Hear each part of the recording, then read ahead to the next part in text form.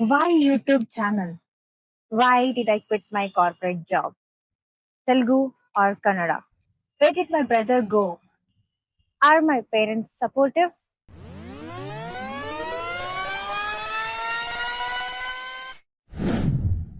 Hello everyone, welcome to VSKC Vlogs. I'm truly excited today because I'm shooting my first ever video to my YouTube channel. Firstly, I would like to say why I kept these two languages in option because my mom is from Bangalore. She speaks Kannada and my father speaks Telugu. So we speak all two languages at home. So I was a bit confused in which language I should be starting my YouTube channel. So I started a small campaign in Instagram where I posted a reel and a story, putting a poll. It was also posted in multiple accounts like my friends' accounts, my cousins' accounts, and so many of you all responded. I was very happy and was truly grateful because I didn't expect that so many would really respond to the poll and vote for the languages. So many voted for Kannada and many of you voted for Telugu. And now it's time to see the results.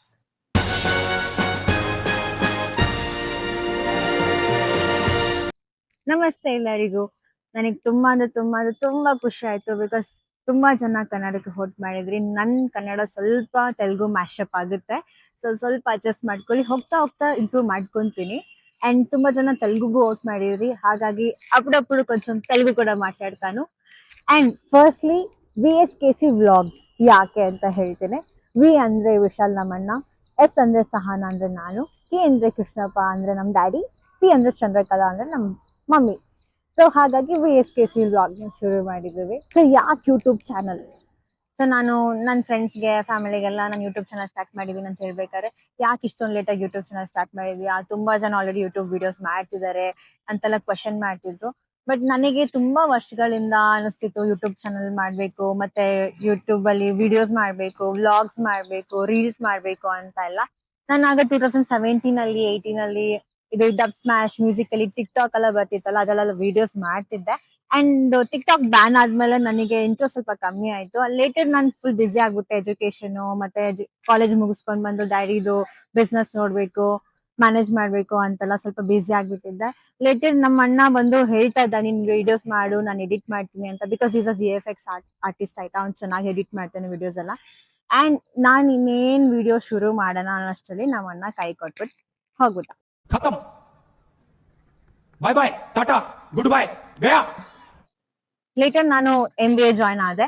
ಅಲ್ಲಿ college placement ನನಗೆ job ಸಿಕ್ತು. So ನಾನು corporate ಅಲ್ಲಿ 1 year ಕೆಲಸ ಮಾಡಿದೆ, like July 24 ಇಂದ June 25 ವರೆಗೂ. But ನನ್ನ ಲೈಫ್ ಸ್ಟೈಲ್ಗೆ ಆ ಕಾರ್ಪೊರೇಟ್ ಜಾಬ್ ಅದು ತುಂಬಾ ಸ್ಟ್ರೆಸ್ಫುಲ್ ಆಗಿತ್ತು. ಹಾಗಾಗಿ ನನ್ಗೆ ವರ್ಕ್ ಲೈಫ್ ಬ್ಯಾಲೆನ್ಸ್ ನಿಜವಾಗ್ಲೂ ಮಾಡಕ್ ಆಗ್ತಿರ್ಲಿಲ್ಲ. ಅದಕ್ಕೆ ನಮ್ ಡ್ಯಾಡಿ ಹೇಳಿದ್ರು, ಓಕೆ ನೀನ್ ಕ್ವಿಟ್ ಮಾಡು, ನನ್ ಬಿಸ್ನೆಸ್ ನೋಡ್ಕೋ ಅಂತ. ಸೊ ಹಾಗಾಗಿ ನಾನು ಜಾಬ್ ಕ್ವಿಟ್ ಮಾಡ್ಬೇಕಾಯ್ತು.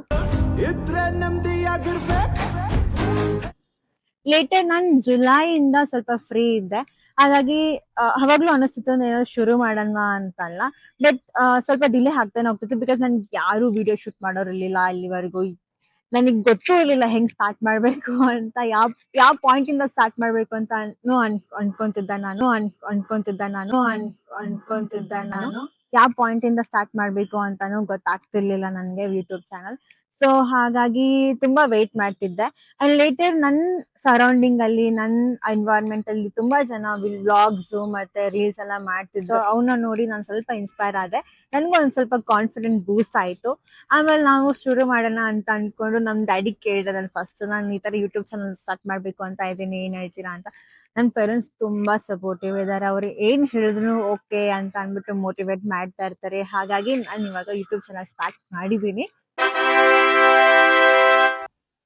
ಈ ಯೂಟ್ಯೂಬ್ ಚಾನಲ್ ಅಲ್ಲಿ ಬರೀ ನನ್ ವ್ಲಾಗ್ಸ್ ಮಾತ್ರ ಹಾಕಲ್ಲ, ನಮ್ಮನ UK ಇದಾನೆ, ಸೊ ಅವ್ನ್ ವ್ಲಾಗ್ ಮಾಡಿ ಕಳ್ಸಿದ್ರೆ ಅದನ್ನು ಅಪ್ಲೋಡ್ ಮಾಡ್ತೀನಿ. ಅಂಡ್ ನಮ್ ಡ್ಯಾಡಿ ಸ್ವಲ್ಪ ವಿಡಿಯೋಸ್ ಮಾಡ್ತೀನಿ, ಅವ್ರ ಇನ್ಸ್ಪೈರಿಂಗ್ ಸ್ಟೋರಿ ಎಲ್ಲ ತೋರಿಸ್ತೀನಿ ನಾನು.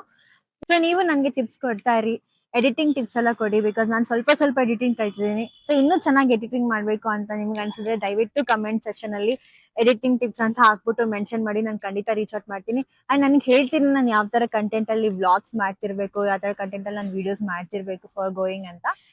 ಈಗ ನಾನು ಯೂಟ್ಯೂಬ್ಗೆ ಹೊಸದಾಗಿ ಬಂದಿದ್ದೇನಲ್ವಾ, ಸೊ ಏನೋ ತಪ್ಪು ಮಾಡಿದ್ರೆ ದಯವಿಟ್ಟು ಕರೆಕ್ಟ್ ಮಾಡಿ.